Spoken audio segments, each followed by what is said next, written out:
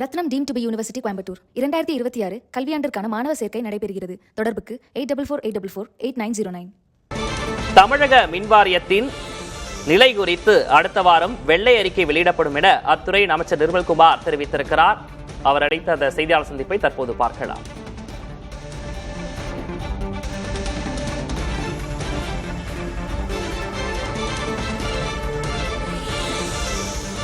அஞ்சல் ஆவணத்தை குறைச்சாலே போதுமான அளவு நம்ம நிதியை சேமிக்க முடியும். அதற்கடுத்து நிதி ஆதாரத்தை பெருக்குவதற்கும் ஒவ்வொரு துறையையும் இன்னைக்கு இருக்கிற பிரச்சனைகளை மீட்டெடுக்கிறதுக்கு தான் முதல்ல பாடுபட்டு கொண்டிருக்கிறார். இப்ப இருக்கிற நிலைமையே மக்களுக்கு சொல்லியாச்சு.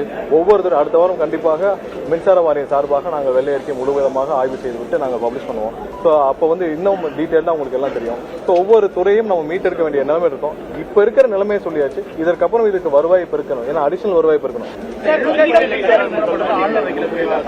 அதே இடங்கள்ல பாத்தீங்கன்னா கிட்டத்தட்ட 500க்கும் மேற்பட்ட அனுமதி ரத்து பண்ணிருக்காங்க. விதி மீறல் பள்ளிக்கரணையில சதுப்பு தனியார் நிறுவனத்துக்கு கட்டுமானத்துக்கு அனுமதி கொடுத்தாங்க. விதி மீறல் சுற்றுச்சூழல் துறை இப்ப அனுமதி ரத்து பண்ணிட்டாங்க. டிவிஎஸ்க்கு புகார் கொடுத்திருக்கு. அது உரிய நடவடிக்கை கண்டிப்பாக எல்லா இந்த புகார்கள் மீது அந்த பிரிகேட் நிறுவனம் அந்த புகார்கள் மீது கண்டிப்பாக கடுமையான நடவடிக்கை எடுக்கப்படும். ஏன்னா அதில் யார் யார் தவறு செய்திருந்தாலும் ஏன்னா சதுப்பு நில காடுகள் இயற்கை வளங்களை கொள்ளையடிக்கும், இயற்கை வளங்களை திருட யார் முயற்சி செய்தாலும் கடுமையான நடவடிக்கை எடுக்கப்படும்.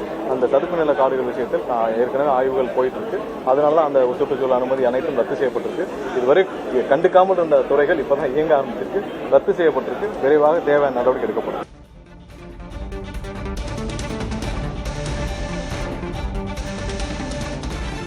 தமிழக மின்வாரியத்தின் நிலை குறித்து அடுத்த வாரம் வெள்ளை அறிக்கை வெளியிடப்படும் என அமைச்சர் நிர்மல்குமார் தெரிவித்திருக்கிறார். ஒவ்வொரு துறையிலும் உள்ள பிரச்சனைகளை சரி செய்ய முதல்வர் பாடுபடுகிறார் என்றும் அவர் தெரிவித்திருக்கிறார். நீர்நிலைகளை அழைத்து விமான நிலையம் அமைக்க மாட்டோம் என்றும் அவர் தெரிவித்திருக்கிறார். பரந்தூர் விமான நிலையம் தொடர்பாக அமைச்சரின் பதில் முக்கியத்துவம் வாய்ந்ததாக பார்க்கப்படுகிறது. Rathinam deemed to be university Coimbatore 2026 கல்வியாண்டிற்கான மாணவர் சேர்க்கை நடைபெறுகிறது. தொடர்புக்கு 8448448909.